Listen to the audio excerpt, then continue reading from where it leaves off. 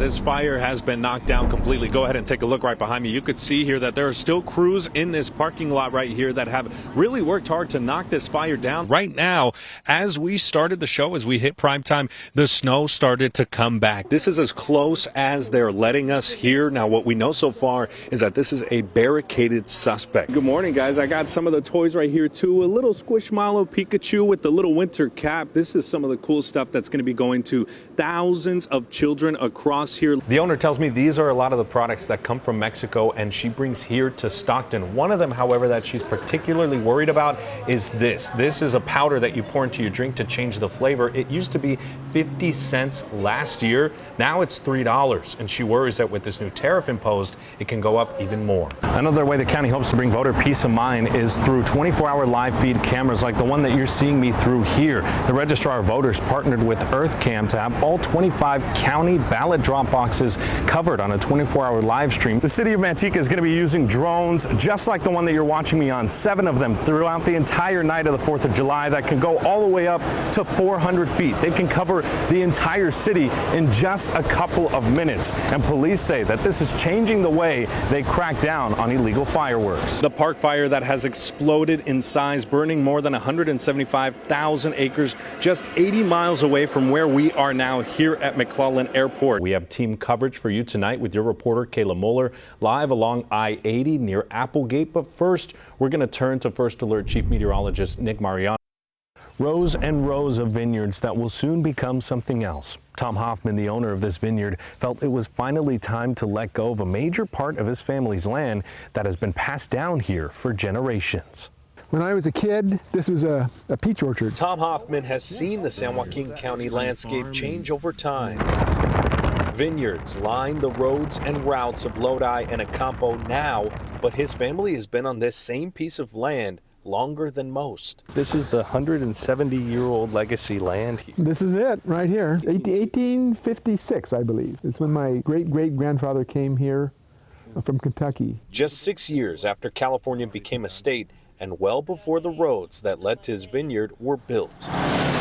So the land has changed and morphed. It has, and it will continue. It's a process. Continue after this land has changed hands. Of the 96 acres his family has owned since 1856, Tom will be the last to own it. The gentleman that bought it says he's not a farmer. So what he plans to do is remove the grapes and put in pasture for cattle. Hoffman feels he made the bitter but right decision. Tough to let go of something or be the one to let it go after so many generations have walked and worked on this same piece of property. My brother and sister are my partners. They're not interested in moving forward with new vineyards. There aren't a lot of options. The past few years have been really tough on wine grape growers. Supply is easy to come by, but demand isn't. This, on top of other factors, Hoffman says, is part of the reason he had to sell. It's a trend across California and across the United States with rural communities and family farms. Stuart Spencer with the Lodi Grape Commission echoing the troubles Hoffman and many other grape growers in Lodi have.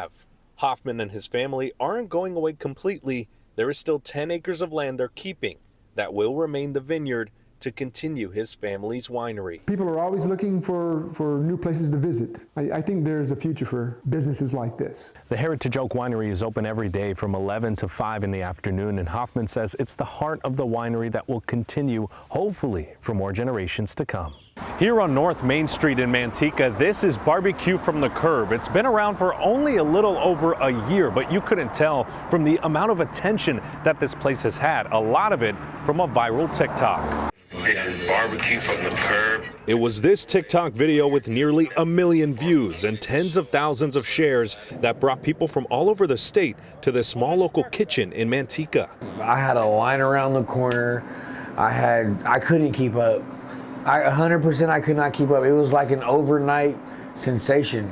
Barbecue from the Curb owner Jose Dominguez doesn't really use TikTok, but knows firsthand its power. That it made the biggest impact on my business just by the video going viral. So one video.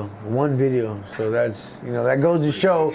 curb. Yeah, 800,000 views, million views, 500,000 views.